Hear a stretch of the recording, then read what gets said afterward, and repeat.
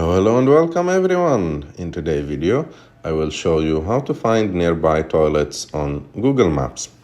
To do this, you have to go to Google Maps, and there is no direct option to do this because in the list here of the services, there is no toilets or WC. So to do that, you have just to go to the search bar and search for toilet. So here, Google Maps will give you all like the available toilets near to you.